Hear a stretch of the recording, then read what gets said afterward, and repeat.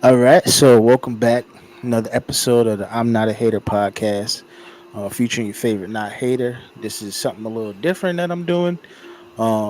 These segments or these interviews, we're gonna call them Hartford's finest. So I'm interviewing some people doing some big things in the city, giving them a light to shine, to the world and surrounding areas. Let people know what you're doing. Just want to introduce a good friend of mine. He's been doing this thing in the nonprofit world in the community for a long time now. And like I said, this is just to shine a light on what he's been doing and, kind of give you a glimpse into why he does what he does for the community and other ventures he may have going on. So, introducing everybody to Tim. I call him Tim, but his real name is Timothy Fraylon. Welcome. Thank you, brother. Thank you, brother. Appreciate it. Appreciate it. Appreciate being on. All Love what right. you're doing with this platform. I'm just happy to be here, man. Let's do this. All right, man. Definitely appreciate that. All right. So first question, we're gonna jump right in. So we both from Hartford. So I know I got a story, you got a story, but what was your journey like growing up in Hartford? My journey in Hartford. So I'm originally from Chicago. I got to landed in Hartford in the early '90s. My journey was culture shock, so to speak. Just adjusting to the life. But once I was adjusted, it was pretty decent to navigate through. The ups and downs. I grew up mostly on the north end, but navigate through north end and south end of Hartford. And as you know, like I know, and most know, north end of Hartford, it was rather different back then. Yep. Um, but I can say that even though there was, the stigma of violence and things like that, there also was a sense of community, and that's one of the things that fueled and inspired me just throughout my journey navigating through Hartford was just community and everyone being so close. Even though there was a lot going on, there was a closeness and a oneness to your community, whether it was on that street, whether it was in that projects in that section of Hartford, there was always some kind of community back then. Right. Like you said, back then the neighborhood felt like the neighborhood, the village that they always talk about, right? Yes, You couldn't exactly. do no wrong on your street because everybody knew who you was or knew, um, who your mother was. They tell your mother, I saw Tim doing such and such, or I saw Kenneth doing this, and you got in trouble before you got home because they were able to, talk to you, or in some cases discipline you before you Yes. got to your house, man. So it was definitely, like you said, definitely big, huge community aspect.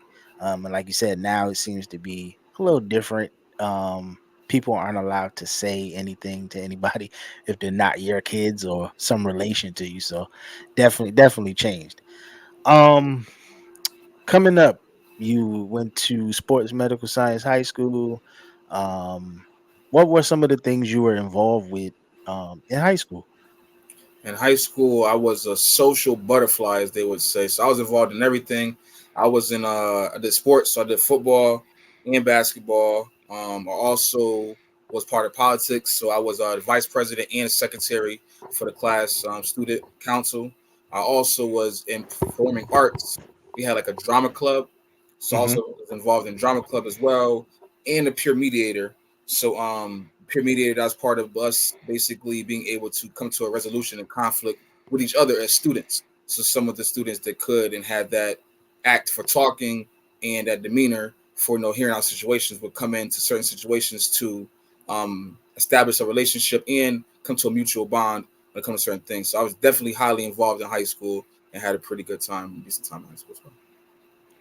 Do you think that having that background in peer mediation, do you think that was important in the later years, like solving problems and such? Because I only ask that because nowadays, working with youth and dealing with the school system that I'm in, a lot of students don't know how to talk out their problems. They want to solve their problems, with the fist or other means. So, do you think that helped you out in certain situations in life?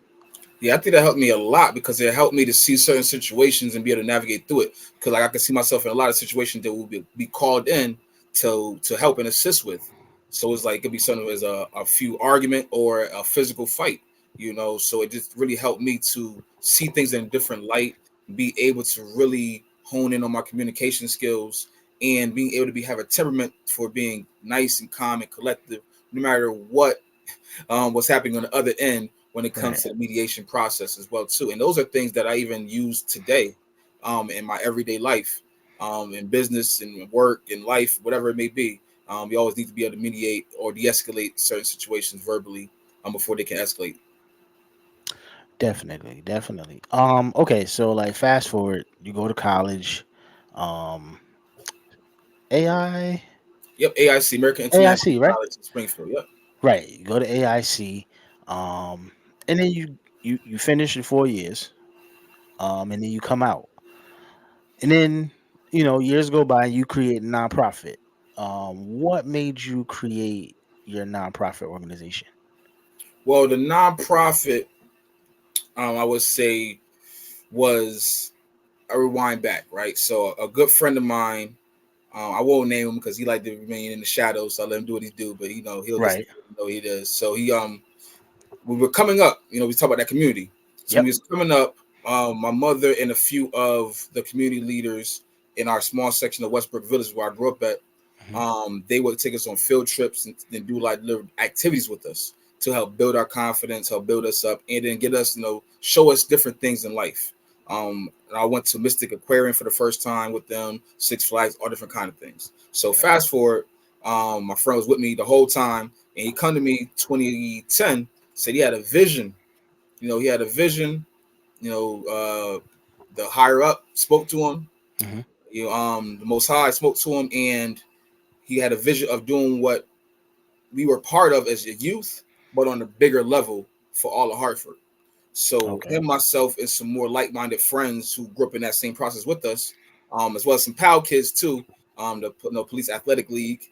Shout out to them. Shout out to Mike Matthews. Um, we came together and we just had an idea that we wanted to do something for the community. So from there, we just birthed the For Unity Community Outreach Corporation, nonprofit, and we just from there it was just up. We just wanted to get involved, we wanted to get in the know. We want to do free programming for families or cheap program as much as possible to be able to build connections to families, build that adult and that youth connection, and really just see the city and families flourish, especially through our youth. Right. And again, the youth being the huge point of this whole thing, right? Because basically, we're doing this series of interviewing people from Hartford. I want them to be able to see that just because you're from Hartford doesn't mean you have to fall into the trap, right? Because we both know growing up during the time that we grew up, we knew what the trap was. You would People either pegged you as you were going to be an athlete or you were going to be a hustler, right? That's what they pegged you as a male, right? Sometimes both. Right. Or sometimes both, right? Females had a little bit more options, but as a male, you really, we kind of bucked the system a little bit because neither we were athletic, but we also were smart. Yes. We didn't really have to do the hustling piece. I mean, we hustled legit, like the legal way, right? Working hard. Mhm. Yep. Um, but the reason why, doing these kind of interviews and plugging into people that's doing great things in Hartford is to show that Hartford is doing some positive things in the world and not just known for, the streets and the violence and the foolishness that we see on a daily basis. Can you name like some of the events or some of the things that your nonprofit has done in the past, or even, if you got some things upcoming, like, feel free to name what's going on. All right, most definitely. So, some of the programs that we had, one of the first things we started was peace walks. We recognized, even from us growing up, in the summertime, it gets hot, not just outside, but it gets hot, hot, Right. with the violence throughout the city. And recognizing that, we was like, the best way to address that is to kind of be proactive and kind of be out there in the community. So we would start going out there in the community through some of the roughest areas throughout Hartford with signs of just inspirational speeches and inspirational signs of just want to spread love, peace, and unity. Basically, that was our whole mission. So we would walk, Albany Avenue. We would walk south and north end. It didn't matter. And we would walk night, day, rain. It didn't matter at all. So that was one of the things we did. And then that led to our peace rally, Rally for Peace, where we want to basically have a finale through our peace walks. Because we would do it about 2 or 3 times a week, and we wanted to have someone who would bring the whole community together and shine some light on, again, how you mentioned earlier, some of the positive things that are happening in the community. So we would get local talents to come out and do things for the community, and then they, cheering on. We would have vendors. We had a lot of different things just to highlight the beauty that is in our people and in our community. And then from there, we would do different things like also educational pieces. So we had this educational forum called "You Need to Know." So we touch on different topics within the community that either was trending topics or just something that they need to be educated on. So trending topics, like for example, one of our first ones was the comparison between Trayvon Martin and Emmett Till in the high time where it first happened. You know, and it was funny about it was we actually, that was our first ever one, and we had a whole different topic lined up. And then when that tragedy happened, we felt like we had an obligation to our community to discuss this and have a safe space where people could come and talk about it as well too. And that was led by my great friend Rob Hill. I know he'll probably see episode 2. He's very really great with education pieces. So we would show like a presentation and then just have an open dialogue. We talk about hair, as you know how it is for our queens and even us with our crowns and hair. So we talk about Right. just that. Um, we talked about the Virginia Tech shooting from a standpoint of mental health. Okay. So what kind of medications was he on or not on, and then also comparing it to other school shootings and individuals that may have needed mental attention that were not being addressed correctly. So we just did a different plethora of different activities and programming for the community as well. One of our main community engagements was Family Fun Night, which is a simple, just roll out Connect Four, roll out all the games, and just have families just come and just play in a safe space as well too. Wow. Okay. So you got a lot of things going on for the community. Hopefully, people out here watching, y'all see this. Get involved, man. It can't hurt. Get your families involved, and like he said, in a safe space. We talking about many different topics and different things. Don't be afraid to come out and see. Again, this is all about the positivity in the community. Like, don't come out. Don't be afraid to come out and see what's positive going on. Don't always be around for the negative, but this brother, along with his nonprofit and the people that he has working with him, they're doing some great things in the community. Another question that I have for you. So, being that, again, you're from Hartford, right? And we can all take our programs and podcasts and whatever the case is, and move them and make them global if we really wanted to. So my question is like, what makes you dedicated to the city of Hartford in the manner in which that you are? I've been dedicated over the years because it's like it's embedded in me. What I'm saying? Like this is where we grew up at. Like this is our home. So we have some pride, a sense of pride in it, no matter what's going on the outside, even on political level, whatever. We grew up here, so I feel like a sense of pride to be able to do programming, to be able to reach out to the community, to be able to be a helping hand, no matter what it may be. So if it could be programming, if it could be helping someone find a job, whatever it is, I feel an obligation to do that for the individuals and myself within our city, because we are big and we do have a story to tell you know and I think that's very very important to highlight those stories, whether it be so-called negative story or positive story. We have to highlight these stories and shift the culture, start with what you're doing right now and Right. beyond, on highlighting these stories of truth, of honesty and things like that as well too. All right. Because I often wondered that too. Like, what? Because I, with myself, for instance, day by day, you see people taking, get famous. They from here, but they're long gone, right? They're not in the community anymore. But it seems like for yourself and others out there that's doing the same kind of work, like your like you said, dedication. And I could even say myself, right? I show up to work every day, and even though those kids may be hard to get through or whatever the case is, right? It's the dedication to it, and that's what keeps you coming back every day. So I imagine that's what made you feel like this nonprofit got to stay here. It's got to start here, and then it can move out towards other, if it gets that far, right? It got to start here though. This got to be the base. I got to take care of home first, and then I'm gonna move out and branch out, which is a beautiful thing. Just making sure that home is taken care of at all times. Definitely. I know you're a multifaceted person. You have a lot of other ventures going on. um Just explain some of them. I'll just give you the floor and let you like kind of because I see your Instagram posts often, your Facebook. You get honors and awards. It seemed like every time you turn around, I'm like, Dag, Tim got another award. Okay, cool. But just kind of I guess this is like let everybody know like the other ventures you have working at this time besides your nonprofit. Well, most definitely, most definitely. So I also have a business with my family, my cousins. Shout out to my cousin Chuck, Catch the Vibe Entertainment. So what we do is event planning, event staffing, and event management for all of your needs, as well as event safety as well too. So if you have an idea you want to do, whether it be a birthday party, a graduation party, you want to do an office gathering, whatever it may be, a wedding, we want to help you plan whatever your vision is, help bring it to life. So that's just about helping each other just, have a good time. So, just catch a vibe with us. It's called Catch the Vibe Entertainment. And then we just been doing it. It actually came official as of last year. We've been doing it for a few years now. Experimenting with events, experimenting with getting involved in the community as well too, through looping it and combining it with the nonprofit for Unity Community Outreach Corporation, and really just trying to just, you know, be big with it, trying to spread, what I'm saying? Trying to spread peace, love, and unity, and also just trying to be whatever it is that we can be of a service to the community as well, too. So whether if that's us being an event staff at your birthday party again, being out there in the community, whatever it is, we want to help you bring that vision to life. Some other things I'm involved in as well, too. We got some upcoming things coming up. So we do have the business brunch. So shout out to Dr. Onika Harry. She has a phenomenal event November 2nd that I will be speaking at as well too. So definitely it's going to be a brunch event. I'm going to get out the whole highlight as well. So it's all about spreading business. So it's going to be it's Birthing Your Business Brunch. It's going to be from 12 to 4, Saturday, November 2nd.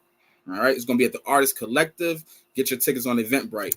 So and then also November 16th, like I said, so one of the other things I do too is business consulting. So I help small businesses consult, grow, partnership, things like that.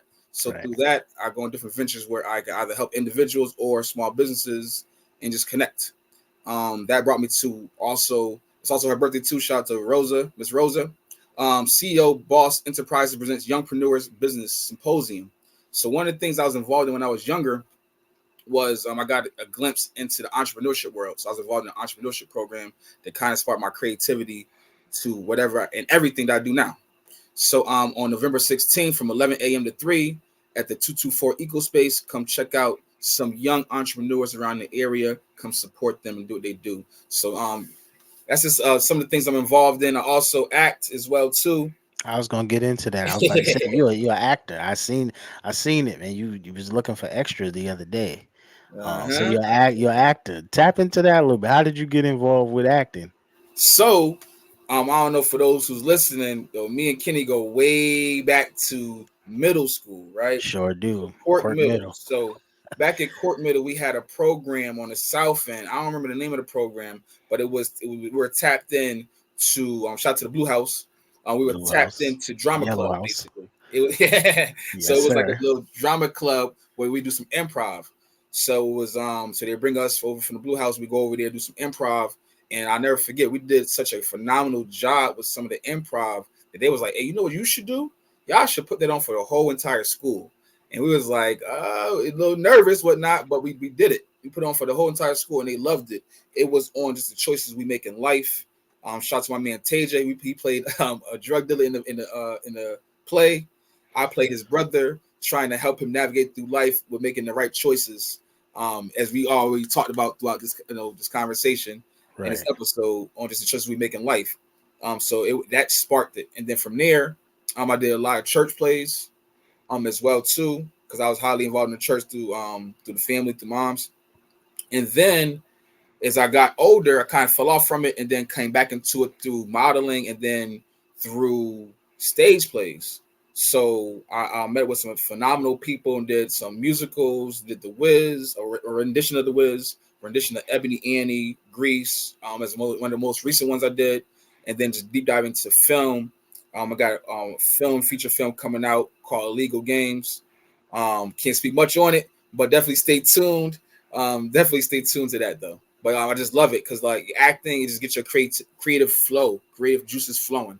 As you mentioned earlier, I had a post for extras because it's not just about myself; it's about whoever other creatives too. So if you want a passion, you want to come deep dive into it, So that's what I'm trying to do. I'm trying to take it to the next level as well too, with getting into writing and getting into producing, getting behind the camera, and just trying to do all stages and levels when it comes to cinema and film as well, and connect with other creators that want to do the same. Nice. So see, people, you can be multifaceted, multi-talented from this city. You don't again, you don't have to just, put yourself in one box. You can have multiple and, basically do it all like Tim. You can have a nonprofit, you could be an actor, everything. I mean, just don't ever settle for just one thing, man. Don't put all your eggs in one basket. Just kind of move them around and, you know, give people different ways to see you and doing your thing out here in the world.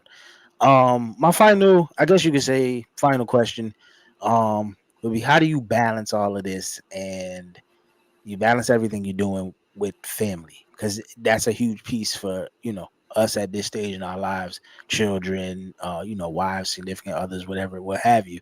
How do you balance being in the community, being for the community, but at the same time saving a piece for yourself, and your family? What I would say is first and foremost, mental health is very important. All So make right. sure you're doing your mental health, taking care of your self Right. care, mental health is very very important. Shout out to my cousin Splash, 5 bags. Very very important. So I'm trying to take care of that. It's been difficult, but it's easier because we have community events. So, for example, I have a soon to be 3 year old. She can come to basically anything I'm involved in when it comes to community events. Same Right. thing with the wife. So they're already kind of tapped in and tuned in to the same sort of passion for it. So it's a little easy when it comes to that. But what I've also found is just I just try to stay active and try to have my set time for what I do. So example, like right before I was on this podcast, I was at the park with my daughter. You know what I'm saying? So it's like you gotta have Right. that kind of balance. I can right off from work, boom, family time, okay, boom, work time, and just trying to have it. Right after this, go right back onto daddy duty. So it's Right. always just about always being in the go, always being ready and prepared as well too, and just being active. So I try to always try to keep a schedule of things. I try to Mhm. set alarms. I try to, set dates. I Right. gotta do that sometime. We gotta be, oh, you know what, I gotta do this, but later on we can do this. Go on a family adventure or things like that, so that Right. all needs are met and we can get active sort of thing and stay active. Definitely. That is definitely a fact. Like you must balance it. You gotta they say work life balance, but you gotta have that balance for real. Families, even though we want to save the world and save the community, gotta look after home at the same time, and definitely for sure. Um, you know, hey, this is interviewing a friend. This is very easy for me. We probably could be here all day, but I'm gonna let Tim go back to doing being a family man. But yo, check it. Before we go, just drop your socials so people could connect with you, and then I'll let you say the last words, and then we'll be out. All right, awesome, awesome, man. Appreciate it. I gotta come on. Have me on anytime you want. We can do Definitely. this all day long. I could be a featured guest host, whatever it may be. I love it. This is comfortable. We go way back. This is just like Right. whatever I do. Social media wise, you can catch me on IG, Instagram, Fraylon underscore Enterprises with an S. Also for the nonprofit, it's the number 4 Unity CT, or for Unity Core, CORP. For the entertainment company, Catching Vibes 2020 as well too. So connect with us. We're always looking to connect, to build, and to grow with. Like, just hit me up. I'm always a message away. So those are my definitely feel free to contact me, reach out. It's been a blessing to be on this podcast. I appreciate it. And definitely I hope to see one of y'all, any of y'all that's viewing and tuning in at any of those networking events that I mentioned. Also, one last one real quick, November 16th, there's going to be a huge fashion show, networking event as well too. So for as I mentioned earlier, that I'm trying to get with the creatives and get in with the creatives as well too. So November 16th over at the warehouse 860. That's 85 Airport Road. Okay. So look on the social medias, look on the Instagrams for the flyers. It's gonna be a huge fashion show and a time for networking for the creatives to get together. All right. So peace. I hope to see y'all on the any of the events or even on Instagram. All right. With that being said, man, we're gonna close it down. Thank you for being a guest, Tim. You know, Hartford's Finest, as I call it, right? So you the first episode on the Hartford's Finest piece of this podcast. You know, keep doing what you're doing. I'm supporting you. I'm always reposting what you're doing out here in the world. And you know, keep it up, man. I definitely wish you none but the best out here doing these things and lend my support in you know any way that I can. All right, so we're gonna be in touch. Once again, this is the I'm Not a Hater podcast featuring Tim Fraylon, Hartford's Finest, episode number 1. Peace and love. I'm out.